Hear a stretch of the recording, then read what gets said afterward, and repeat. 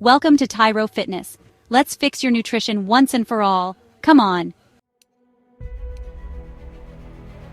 Alright, first up, and this one might shock a few of you, is eating too little. I know, it sounds completely bonkers, doesn't it? We've been conditioned for so long to believe that to lose weight or get lean, we need to slash our calories right down, eat like a sparrow, and basically feel hungry all the time. But honestly, guys, for most people, this is one of the biggest mistakes you can make. It's a surefire way to hit a wall and feel absolutely pants. When you drastically cut your calories, your body, which is an incredibly smart machine by the way, doesn't just think, oh brilliant, time to burn fat. No, it goes into what we call survival mode. It panics a bit, thinking there's a famine or a shortage of food. And what does it do when it panics? It slows down your metabolism to conserve energy. It starts holding on to body fat because it sees it as a precious fuel reserve for tough times. You might see a little bit of weight drop off on the scales initially, and you think, yes, this is working. But a lot of that initial loss is often water weight and sometimes even muscle, which is the last thing we want to lose because muscle helps us burn more calories even when we're resting. So you're losing the good stuff, and your body is clinging on to the fat. It's a proper vicious cycle, and it's not sustainable in the long run. Trust me on this one. Then comes the real kicker.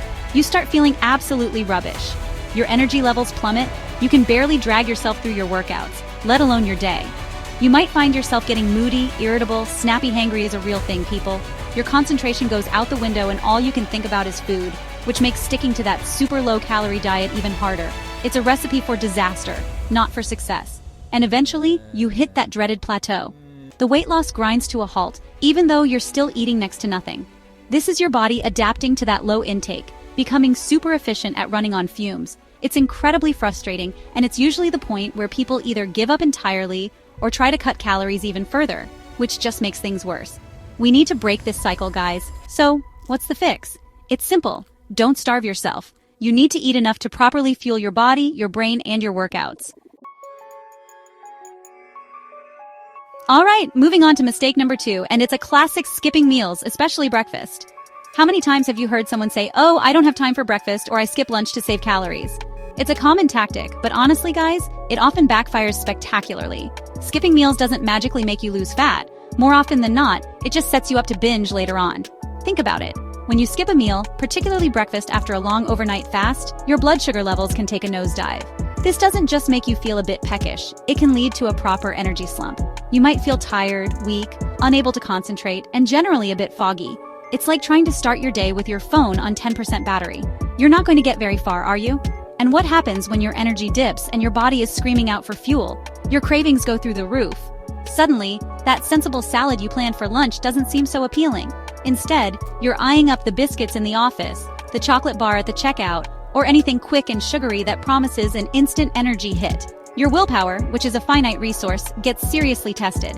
This often leads to overeating at your next meal, or even uncontrolled snacking throughout the day. You end up consuming far more calories and often less nutritious ones than if you'd just eaten regular, balanced meals in the first place. It's a common pattern. Skip breakfast, feel ravenous by mid-morning, grab a pastry, then feel guilty, then overcompensate at lunch or dinner. It's not a healthy or sustainable way to manage your nutrition. Your body thrives on consistency. Regular meals help to keep your metabolism ticking over, your energy levels stable, and your hunger cues in check. When you consistently skip meals, you're sending mixed signals to your body, and it can mess with your natural hunger and fullness hormones like ghrelin and leptin. This can make it harder to recognize when you're truly hungry or satisfied. So, what's the fix for this one? It's pretty straightforward, actually. Aim to eat within 1 to 2 hours of waking up. Chapter 3. Mistake number 3 is a sneaky one, and it catches so many people out eating healthy junk food. You know what I'm talking about? Those granola bars that scream natural goodness, the diet sodas promising zero sugar, the low-fat yogurts, the gluten-free cookies, the veggie crisps. They all sound pretty good on the surface, don't they? The packaging is often green, with pictures of nature and lots of appealing buzzwords. But here's the truth, guys. A lot of these products are highly processed and can be packed with hidden sugars, unhealthy fats, artificial sweeteners, and a whole load of other ingredients that you wouldn't find in your own kitchen. They're often designed to be hyper-palatable, meaning they taste amazing and make you want to eat more and more, but they offer very little in terms of actual nutritional value. Let's take granola bars, for example.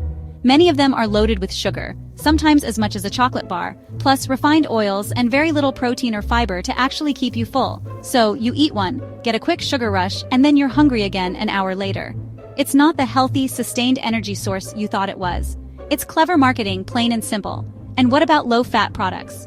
When manufacturers remove fat from food, they often have to add something else to make it taste good, and that something else is usually sugar or artificial sweeteners. So you might be avoiding fat, but you're loading up on sugar, which can lead to energy crashes, cravings, and can contribute to weight gain and other health issues if consumed in excess. It's a classic trap. Diet sodas and drinks with artificial sweeteners are another tricky area. While they might be calorie-free, some research suggests that artificial sweeteners can still mess with your metabolism, your gut health, and even increase your cravings for sweet things. Plus, they don't offer any nutritional benefits. You're essentially tricking your body with sweetness, but not giving it any actual fuel. The key here is to become a bit of a food detective.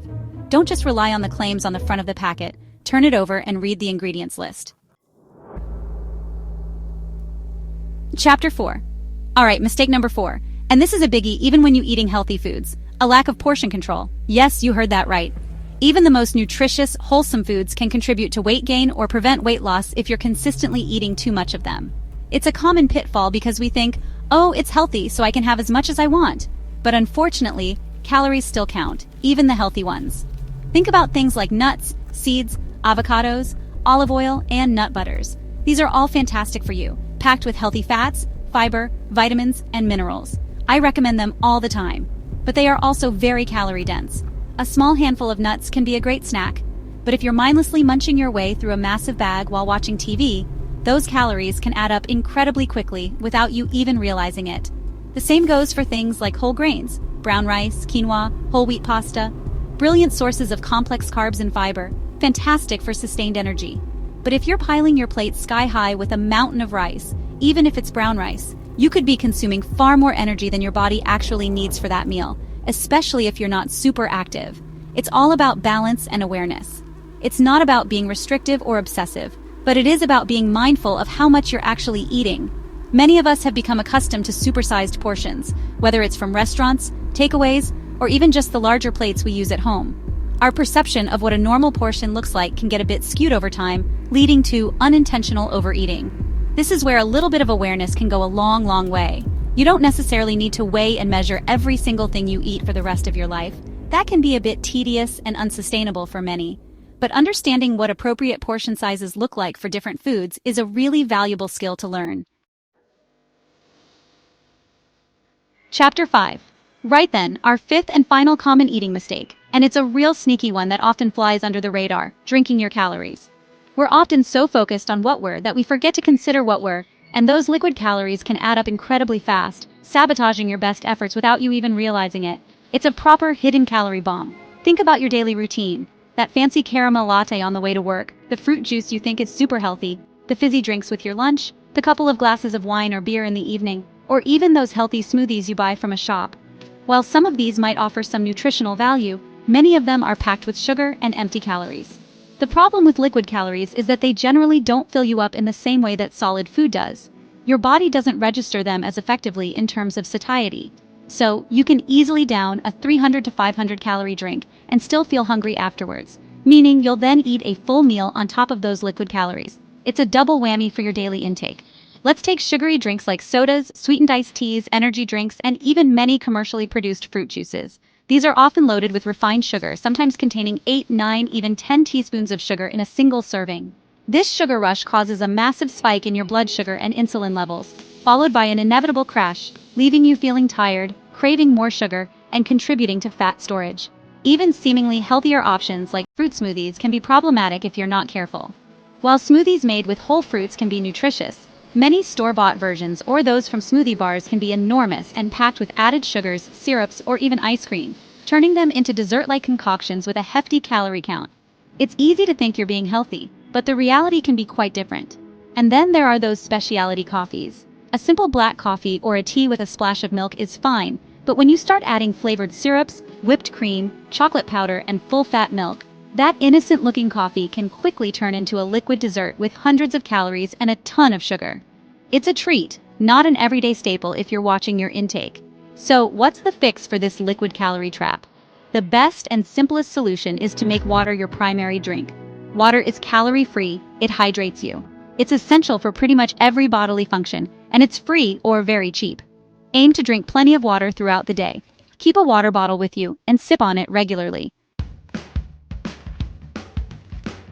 So there you have it, legends. 5 of the most common eating mistakes that could be holding you back. And more importantly, 5 super simple ways to fix them. You've probably been eating wrong your whole life, not because you're lazy or because you don't care, but simply because no one ever really taught you how to eat right. There's so much conflicting information out there. It's no wonder people get confused. But now you know better. You've got the knowledge, you've got the tools. It's not about extreme diets, deprivation, or making yourself miserable. Forget the crash diets and the quick fixes that never last. True, sustainable health and fitness comes from making smart choices consistently. Focus on eating whole, unprocessed foods, get a handle on your portion sizes, don't skip meals, be wary of healthy junk, and watch those liquid calories. It's about fueling your body with the good stuff it deserves, listening to its signals, and building healthy habits that you can stick with for the long haul. You don't need a crash diet. Just make smart choices, eat whole foods, control portions, and stay consistent.